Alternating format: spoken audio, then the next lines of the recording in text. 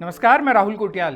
हफ्ते भर की छुई बात समेटे हम एक बार फिर से हाजिर हैं अपना साप्ताहिक कार्यक्रम लेकर, जिसका नाम है एक्स्ट्रा कवर।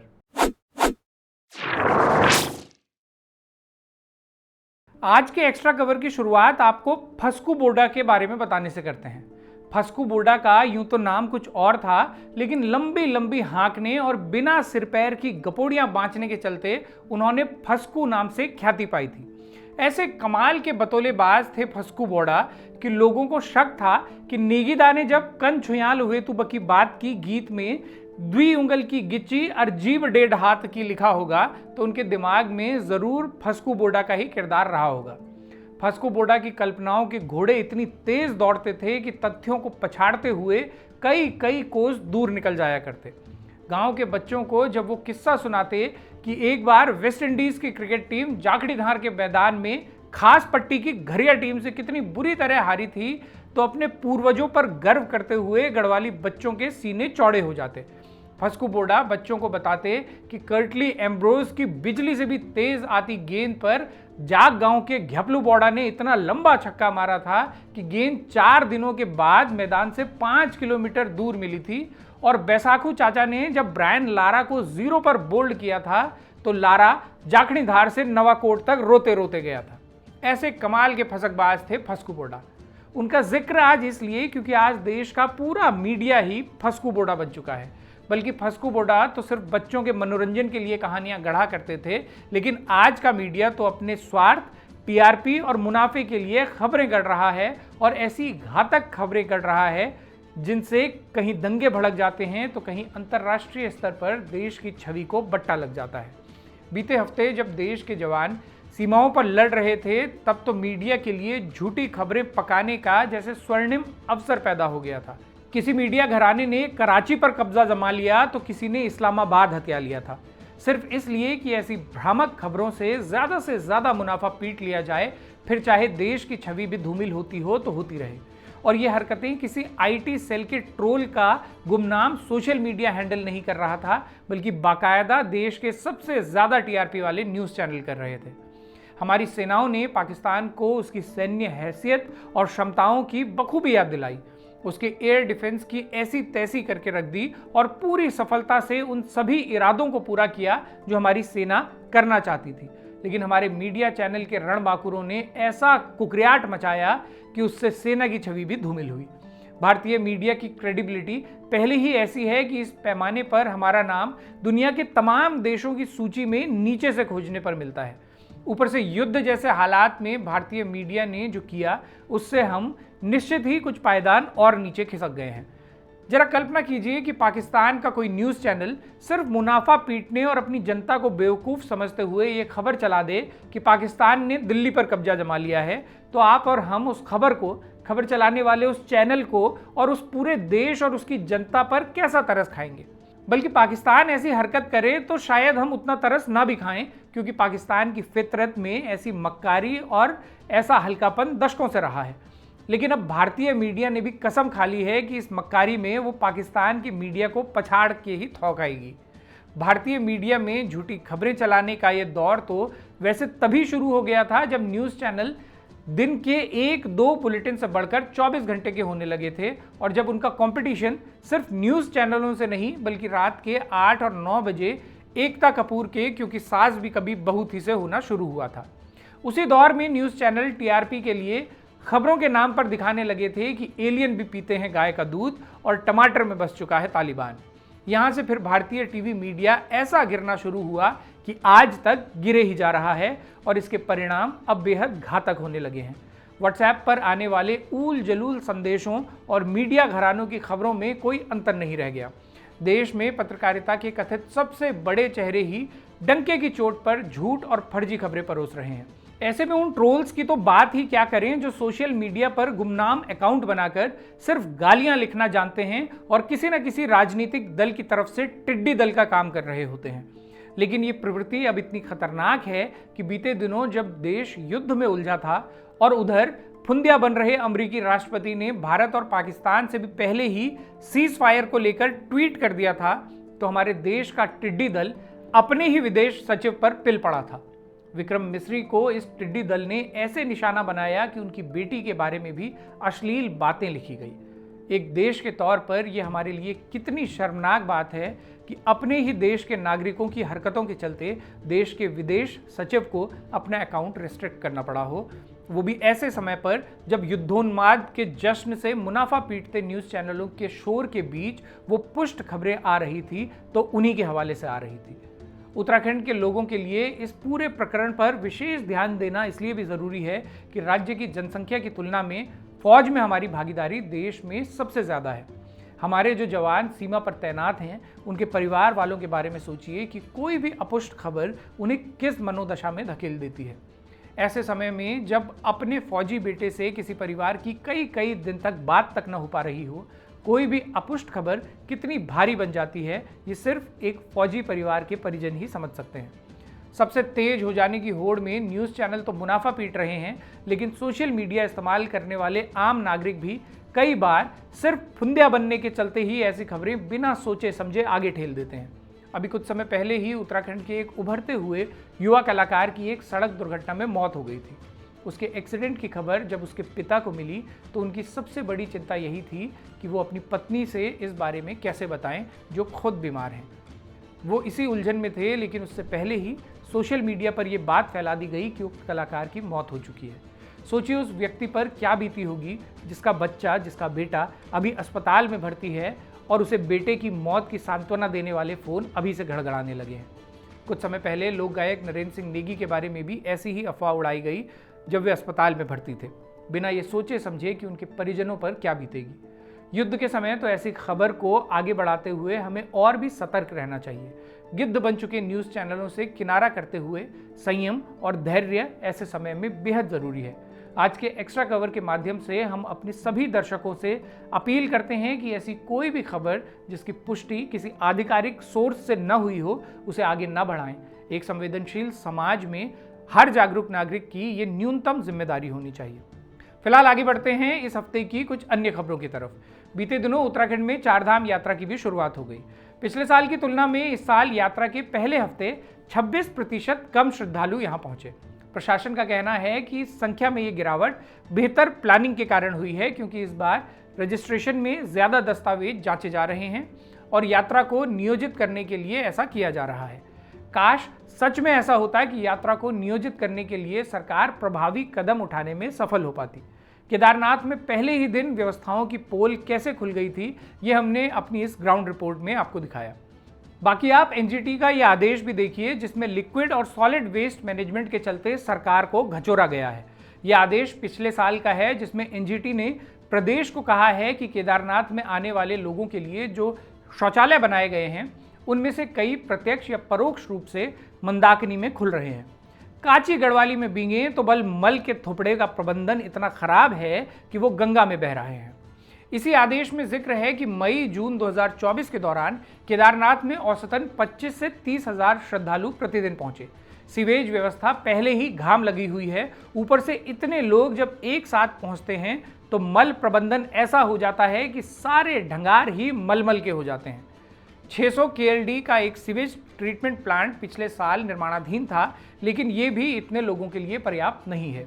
अधिकतर शौचालयों में सोकपिट बने हैं, लेकिन वो ओवरफ्लो करते हैं और फिर उनका पानी सीधे गंगा जुगा हो जाता है। सॉलिड वेस्ट की कहानी भी ऐसी ही है। उम्मीद है कि सरकार इस दिशा में जल्द काम करे, हो सके तो उतनी ही तेजी से काम करे जितनी जल्दी सरकार ने केदारनाथ में छोटी मोटी दुकान लगाने वाले स्थानीय लोगों को उजाड़ने में काम किया।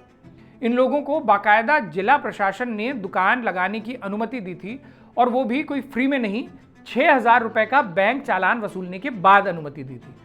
लेकिन अब इन लोगों को हटने को कहा जा रहा है। कमाल देखिए सरकार बहादुर का।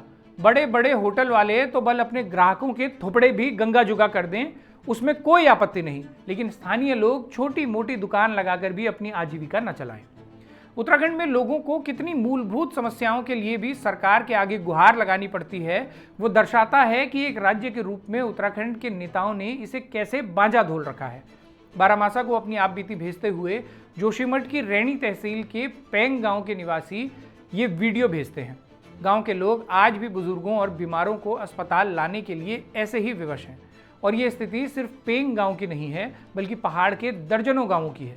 सरकार बहादुर तो घोषणा करती है कि पहाड़ के लोग अपने गांव लौटें, लेकिन निर्भगी ये नहीं बताती कि आखिर लौटे कैसे और लौटकर करे क्या, जब आज तक सड़क ही गांव नहीं पहुंच सकी है।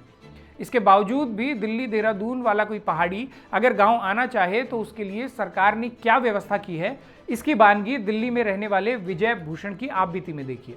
वो बारामासा को लिखते हैं, मैं पौड़ी जिले का रहने वाला हूं और फिलहाल दिल्ली में रह रहा हूं। सभी अन्य जिलों के मुकाबले पौड़ी में पर्यटन के लिए कोई भी सुविधा उपलब्ध नहीं है, जिससे कि वहां रोजगार की भारी कमी है। सेना में भी अब नौकरियां कम निकल रही हैं, इसलिए पौड़ी के पढ़े लिखे लोग भी रोजगार के लिए दिल्ली या देहरादून पलायन कर गए हैं। दूसरा, पहले कम से कम रोज दिल्ली से पौड़ी सीधी बस सर्विस तो थी, जो रात को 9:30 बजे चलकर सुबह 8 बजे पौड़ी पहुंचा देती थी और सुबह वापस निकलकर शाम तक दिल्ली पहुंच जाती थी। ये इकलौती सर्विस थी, लेकिन 21 अप्रैल से इस सर्विस की ऑनलाइन बुकिंग भी बंद कर दी गई है। इससे गर्मियों की छुट्टी में गांव जाने वालों को बड़ी तकलीफ हो रही है। कई बार ट्रांसपोर्ट मंत्रालय को लिखने के बाद भी कोई जवाब नहीं आ रहा। सरकार से निवेदन है कि सोशल मीडिया पर ही सारा विकास ठेल देने से थोड़ी फुर्सत मिले तो विजय जैसे सैकड़ों पहाड़ियों की समस्या पर भी कान धरे। जाते जाते ऋषिकेश के मेयर शंभू पासवान के मामले पर भी थोड़ी चर्चा कर लेते हैं। ये मामला इसलिए भी जरूरी है क्योंकि ये सिर्फ एक व्यक्ति से जुड़ा मामला नहीं, बल्कि इसमें जो भी अंतिम फैसला होगा वो उत्तराखंड में अनुसूचित जाति को मिलने वाले आरक्षण में एक निर्णायक पड़ाव साबित हो सकता है। इस पूरे प्रकरण पर वरिष्ठ पत्रकार महिपाल नेगी ने विस्तार से लिखा है। वो लिखते हैं, उच्च न्यायालय नैनीताल में दायर रिट याचिका संख्या 662/2025 दिनेश चंद्र बनाम उत्तराखंड सरकार में जारी निर्देश पर जिलाधिकारी देहरादून द्वारा गठित स्क्रूटनी कमेटी ने बहुचर्चित मामले में शंभू पासवान के अनुसूचित जाति प्रमाण पत्र में कोई त्रुटि नहीं पाई। जांच रिपोर्ट से पता चलता है कि शंभू पासवान के पास कुल 3 जाति प्रमाण पत्र, 1 निवास और 1 स्थायी निवास प्रमाण पत्र है। निवास प्रमाण पत्र 6 मार्च 1998 को उप जिलाधिकारी ऋषिकेश द्वारा जारी किया गया है। ये ऋषिकेश में 1978 से निवास के आधार पर बनाया गया है। दिलचस्प बात यह है कि शंभू पासवान ने स्वयं अपने मेयर के नामांकन पत्र में कहा था कि उन्होंने 1983 में बिहार से 8वीं पास किया। तो सीधा सवाल है कि 1978 से उत्तराखंड में निवास का प्रमाण आखिर क्या है? इसका रिपोर्ट में कोई उल्लेख नहीं किया गया। 1978 में शंभू 11 साल के थे और कक्षा 3 में पढ़ते रहे होंगे।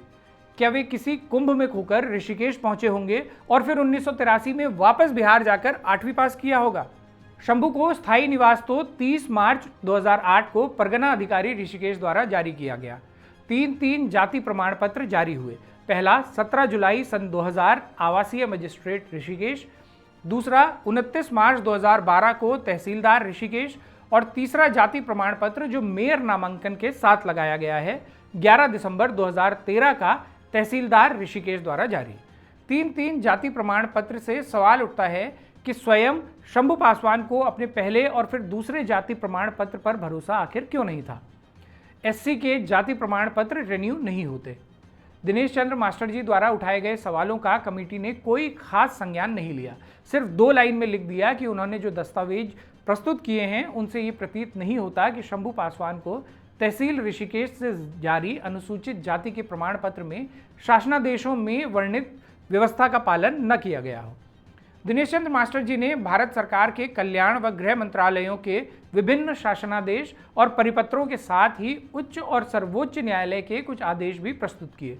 उन सब में ये बात स्पष्ट रूप से कही गई है कि किसी राज्य में जाति प्रमाण पत्र का लाभ तभी मिलेगा जब वह मूल रूप से उस राज्य का निवासी हो। अपर सचिव भारत सरकार कल्याण मंत्रालय 16 अगस्त 1990 का आदेश, निदेशक भारत सरकार कल्याण मंत्रालय का 20 नवंबर 1990 का पत्र, संयुक्त सचिव भारत सरकार गृह मंत्रालय का 22 फरवरी 1985 का पत्र, संयुक्त सचिव भारत सरकार गृह मंत्रालय 18 नवंबर 1982 और 6 अगस्त 1984 का पत्र, अपर सचिव भारत सरकार गृह मंत्रालय 29 जून 1982 का पत्र, अपर सचिव भारत सरकार गृह मंत्रालय 18 नवंबर 1982 का पत्र के साथ ही न्यायालयों के आदेश, एक्शन कमेटी बनाम भारत सरकार फैसला 18 जुलाई 1994, चंद्रशेखर राव 1990 का मामला, श्वेता संतलाल बनाम महाराष्ट्र सरकार 2010 का मामला, रंजना कुमारी बनाम उत्तराखंड सरकार नवंबर 2018 के मामले के आदेश भी प्रस्तुत किए गए। कमेटी के विश्लेषण में कहा गया कि उत्तर प्रदेश पुनर्गठन विधेयक 2000 की अनुसूची 5 के अनुसार शंभू पासवान को अनुसूचित जाति का प्रमाण पत्र निगत किया गया। शासनादेश संख्या 1118 दिनांक 2 अप्रैल 2013 की सूची के क्रमांक 33 पर दुसाध जाति अंकित है।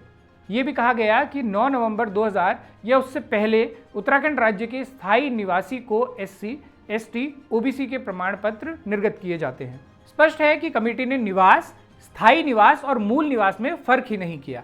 शंभू पासवान वर्ष 2000 से पहले का उत्तराखंड के मूल निवासी तो छोड़िए, निवासी भी साबित खुद को नहीं कर पाए।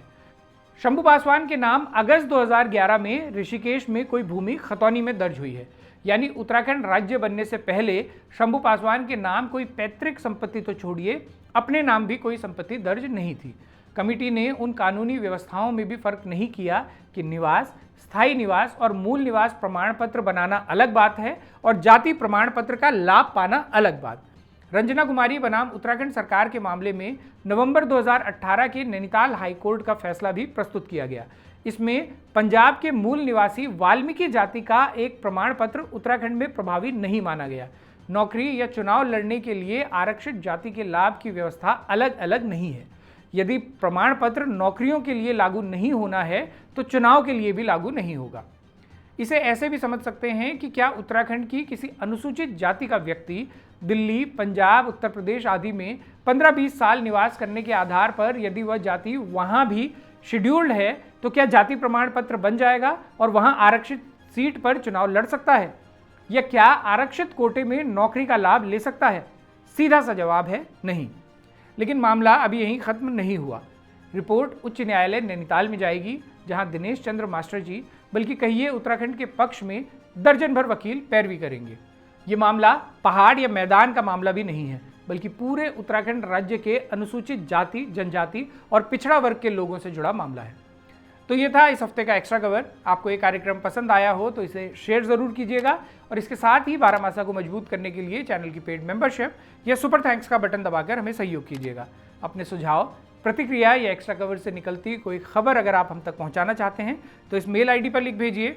अगले हफ्ते फिर से होगी मुलाकात। तब तक के लिए सिमन या पहलाज, नमस्कार।